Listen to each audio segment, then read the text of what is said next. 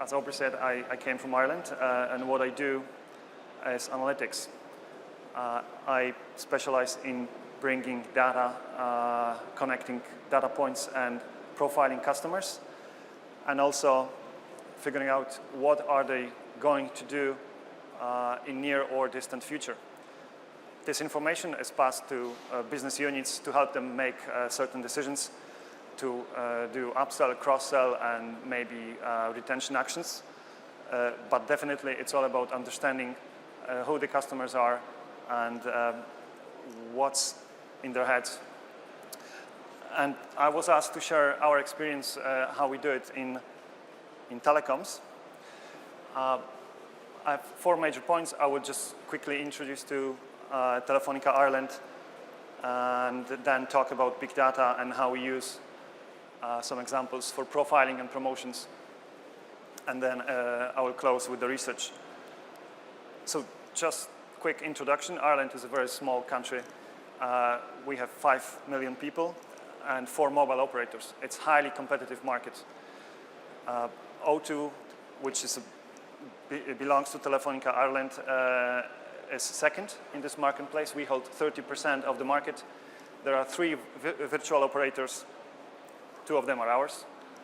And it's quite a young population and very well known for hospitality and probably best pubs in the world. Telefonica Ireland was in a poor place a year and a half ago with virtually no proper data analytics. The change started to happen, and all these business units that you can see used to do analytics themselves. The change that was introduced, all the skills and resources were focused in one area, independently to other business units, and we serve whoever needs information, whoever needs insight. We provide it based on data. And you can see there's a Business Intelligence Competency Center, and this BIC, as we call it, does 3 things. First is BI, so that's maintaining data warehouse, providing data feeds. There's market research, so whenever we can't find answer in the data, we go out and research the market. And there's advanced analytics. This is the team I'm heading. We have 4 internal resources, 4 to 6 consultants. And for R&D projects, we have 1 up to 3 interns. What we do is, this was the condition I actually took up the job over a year ago. We start with independent campaign evaluation, something that was missing in O2. Then we build predictive models, segmentations, profiling, and build forecasting models as well. So this is what we call data mining or machine learning, advanced analytics. There are different terms for this. Now, in terms of data feeds, we have quite a lot of them. So if we start with typical usage patterns, we just analyze off-net calls, on-net calls, SMSs. But we also look at data usage, which is becoming much more interesting and important in profiling. We run deep packet inspection, so-called DPI, when we analyze what customers specifically do on the small screen, what websites they are visiting, are they using WhatsApp or Facebook, LinkedIn, this type of services. We analyze geolocations, so where people are, where they are making calls. And analyze churn pressure, so how probable they are to move to another company. We look at social circles, and we look at the numbers they call. This is pretty much a complete picture of what we can drain from the data sources, and we can use that to build demographic profiles to see who has interest in particular products. We can see where they live, where they work, and probably most important, what are their expectations with respect to our products. I have example of how it works in practice. So majority of our prepay subscribers are not registered. What it means, we practically know nothing about them. All we know when they start with us is their phone number. if we start analyzing their usage, we know some basics. So for instance, this person has 3 months with us, average monthly top-up 40 euro, and has a bit more off-net calls and text than on-net. Now, this is still very little, and we developed a series of algorithms and scorecards that are aiming at profiling these subscribers, trying to look who they really are. So for instance, we use technology called digital fingerprinting when we compare the usage of new subscriber to the recently dropped numbers. And what we can discover is, for instance, this person actually was with us for over 2 years. He or she just changed the number at some point in time, and by comparing usage patterns, we can now see this is actually much more longer-term subscriber than we thought he was. So this is no longer true. If you look at Geo Location Analytics, we can see that this person is living in North Dublin, but spends working hours in city center. Then we can observe that he or she is getting to work by train. Now, is this useful information or not? We don't know yet, but may become useful in the future. By linking information from sport arenas, we can see that this person likes football and rugby matches, something that is actually quite important to us, and I will say why in a second. Then we can look at called number analytics. So what institutions this person is calling. Something interesting, calls takeaway foods. That's quite typical for certain groups of people, younger ones. We can see he or she never calls insurance companies. Again, something related to demographics. And never calls beauty salons. Now, this is interesting because together with some of the other variables, there's not just that. We can suspect this is really a male, and this is a huge win, knowing gender. Then we run deep packet inspection analysis, and we can see there's no data usage at home. It means probably that there is Wi-Fi.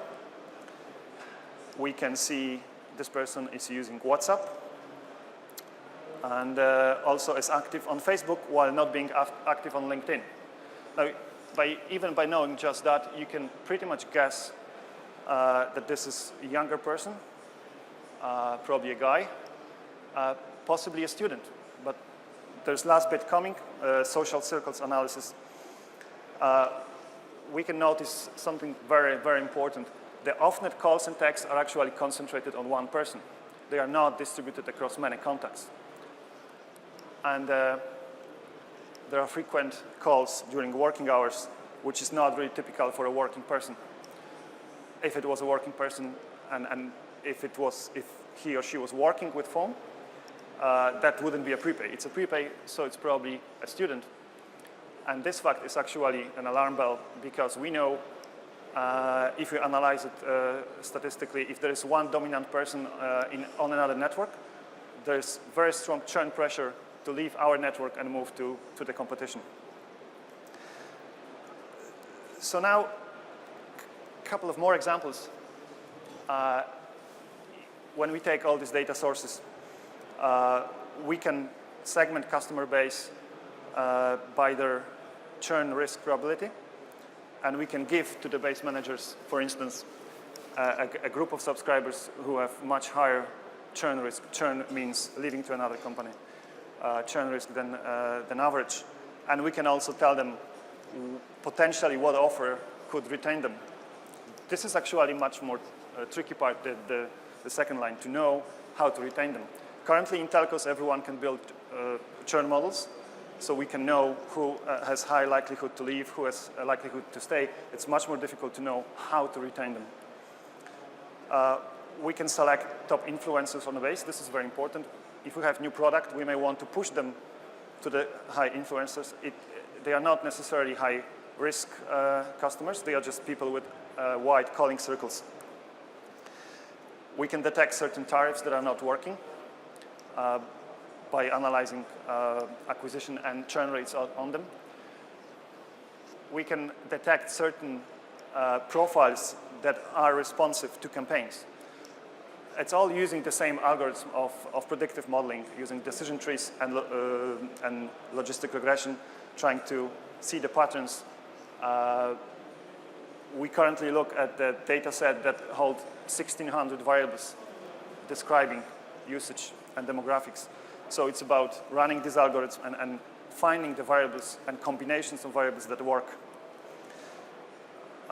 We can see, for instance, that some of the campaigns actually didn't result in acquisition, and we can then ask why. Maybe we can work together with focus research. And this was recently a big win. We detected that 15% of subscribers are actually tourists and visitors. Well, we knew that. We just didn't know who in particular it was. This is very important because when tourists come, they buy SIM, and we count them as activations, and then they drop out. And this number lands in the CEO reports, and he's getting worried. So if we tell him that actually, well, this 15% is responsible for 40% of our churn, it means there's nothing we can do about it, because people just come, buy a SIM, use for 2 weeks, and they leave. They may come back in a few months, so it's counted as reactivation, and then they leave again. They are not really churners. They are not people who leave to other providers, and there's probably nothing we can do to retain them. They just come and go. This is the last slide. I can talk how the situation looked like a year ago. There was plenty of theses and assumptions how the business worked.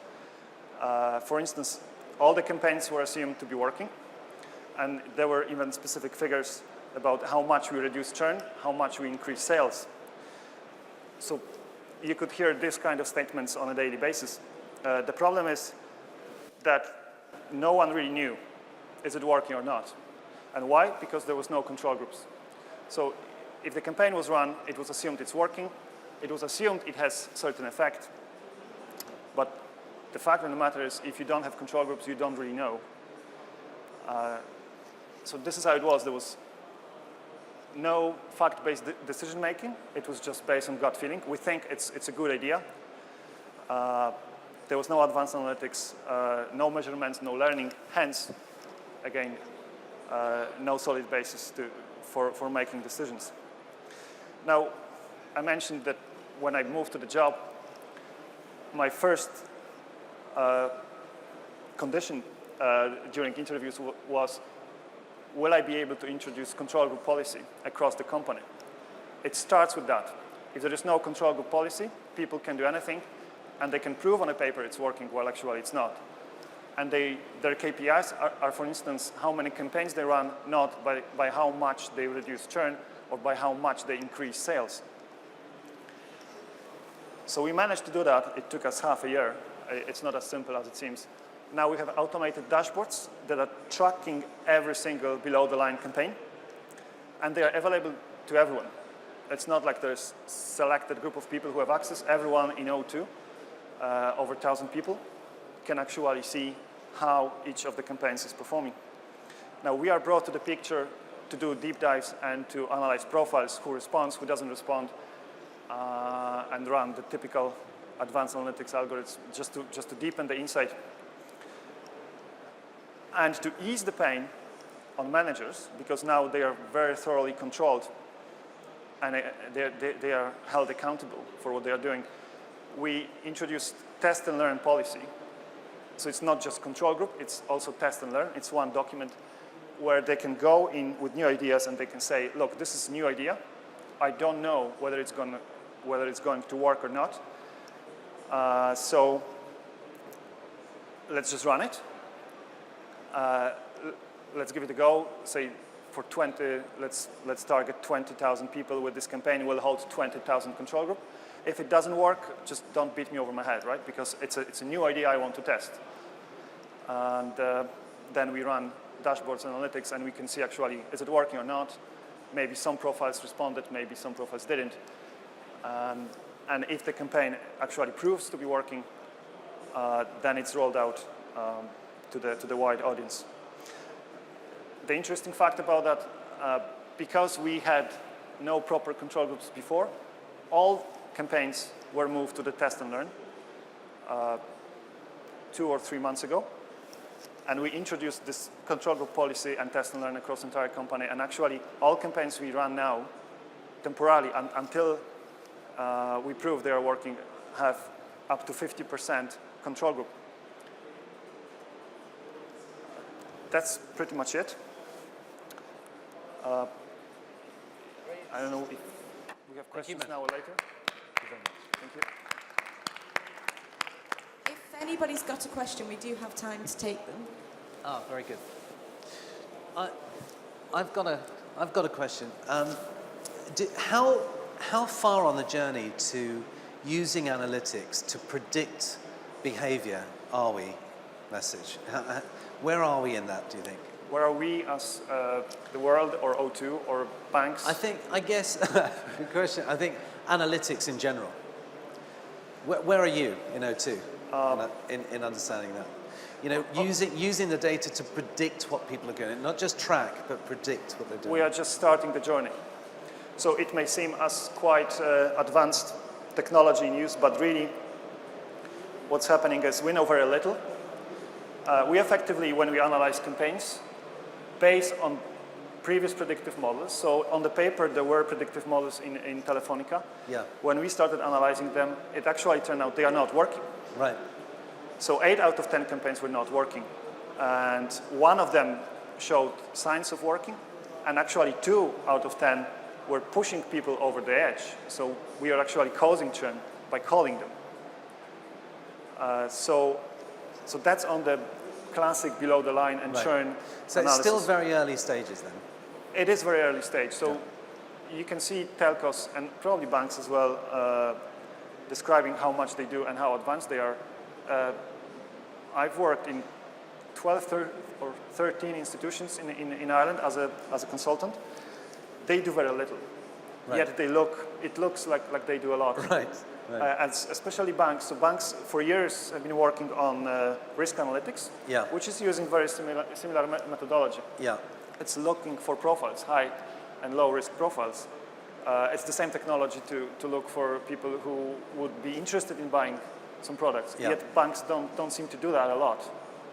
Would you say banks are the worst of the industries that you've looked at? Or, in Ireland, banks are the same? worst, in terms of using advanced analytics for marketing, it's almost not happening. Right. Okay, do we have any other questions for Maciej? Hi. Just want to ask you... Do introduce yourself. So hi, my name is Nitin Agarwal. I work with Emirates NBD, which is the largest bank in GCC by asset size. Now I want to ask you that from the whole tie-up between the banks and the mobile operators in Ireland, have any bank specifically ridden on the analytics capability and the data richness of the mobile operators and done something on those lines to either kind of make more customer wow or just to kind of build on banks' profitability even further? So is it a question about banks or? About banks, yeah. The question is about the whole, the tie-up between, so have there been any tie-ups between the banks and the mobile operators, and where banks would have used and ridden on the capability, the analytics capability of the mobile operators, given the rich data that you have, and specifically, let's say that the whole geo data, so you know at any point in time where the customer is, and can you kind of, so from a bank's perspective. Okay, I think I get it. Not to my knowledge, no. Banks have a long way to go probably with their own data. I was describing how you can profile using usage data, but you can do so much with the data you have on current accounts, on credit cards, on loan history that you have. You can do very similar things. So Irish banks don't do that.